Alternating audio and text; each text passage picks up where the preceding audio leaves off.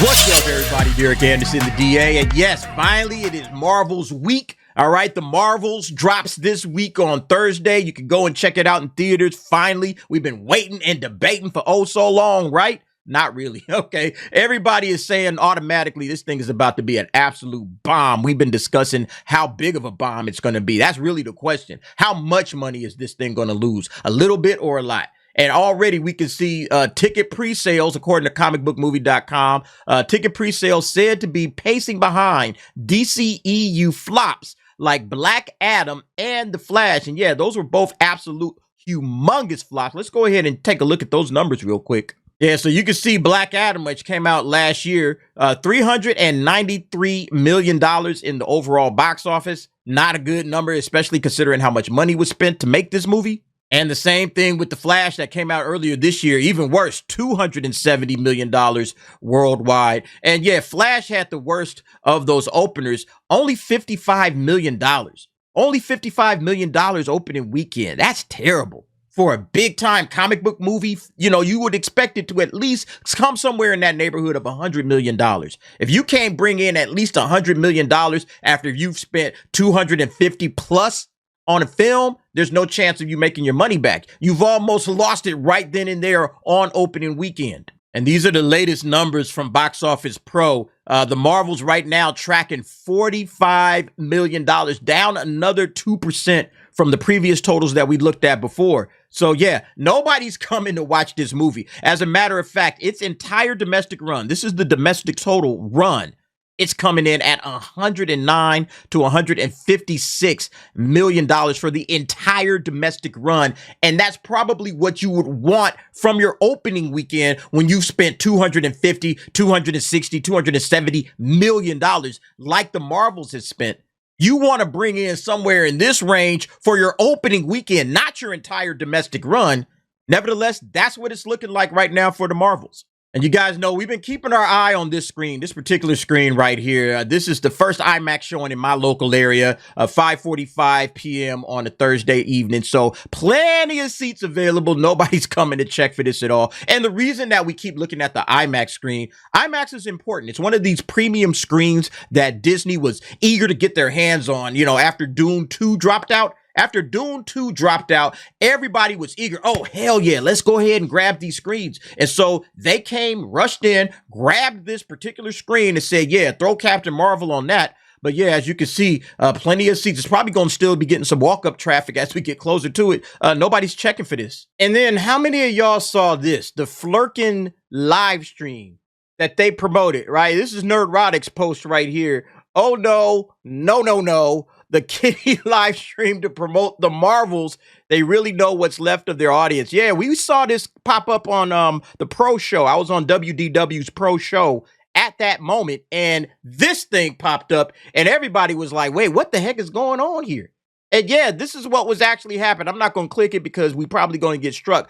You can watch it on your own if you wish. But yeah, you can see even Desparu said, if you wrote this as a parody, people would think it was too far-fetched facts.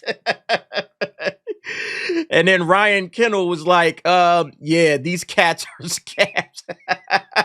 I mean, this is what they're doing to promote their $270 million movie, folks. And people wonder, hey, how come this thing isn't doing good? How come nobody's coming to watch this damn movie? What's going on here? You know, it's the toxic YouTubers. All you guys, you've been pouring all of this hate out there. But yeah, they want to show this type of nonsense. Yeah, come on, y'all. Come on, man. It's absolutely ridiculous. But this is where we are right now. This is where the Marvel Cinematic Universe has found itself. But yeah, let's go ahead and check out this article and see what they're talking about. We're now just days away from the Marvels blasting into theaters, but the movie's box office prospects aren't looking as strong as Marvel Studios would like.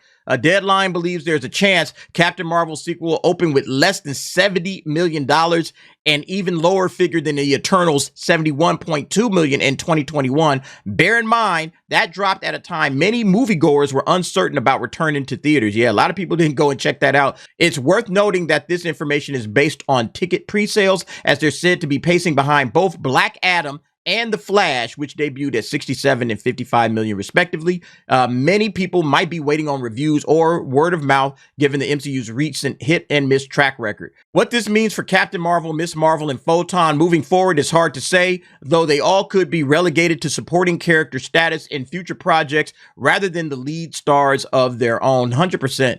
Listen, these are side pieces, all right? These are all side pieces. This ain't your main chick. You guys ain't taking these to the prom. You taking Black Widow to the prom? Maybe, but you're not taking these side chicks to the prom. I'm just sorry. I got to keep it 100.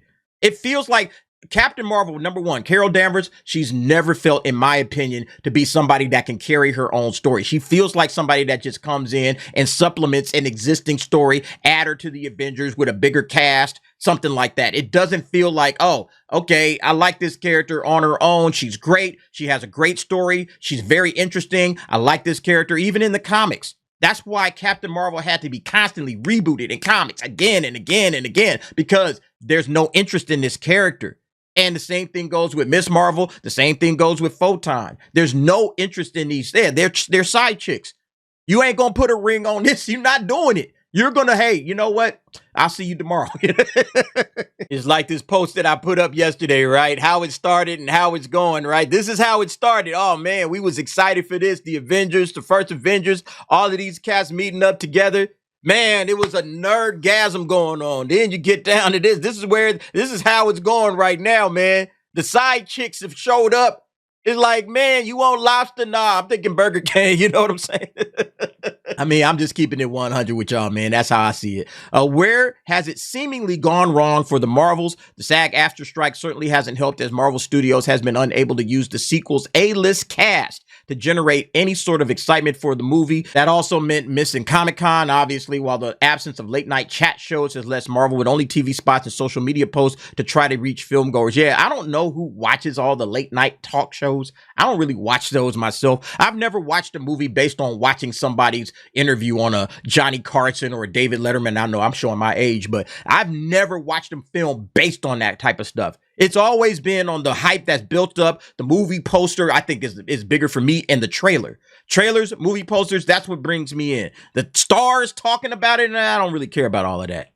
It's no secret that the MCU is also going through some growing pains post-Avengers Endgame, while Secret Invasion, yeah, this is bigger to me. Secret Invasion right there should have led directly into the Marvels, doing nothing to set the stage for the movie. Well, that was a major missed opportunity. 1000%. It was Secret Invasion, honestly, being a nothing burger that really said, I don't think the Marvels is going to do anything at all. And I already felt like that coming in, because the amount of problems they were having, reshot a whole bunch of times, had to push it back and back and back. We've covered all of that stuff, where they've been pushing this movie all the way back. It's finally here in November of 2023, and the interest is absolutely gone.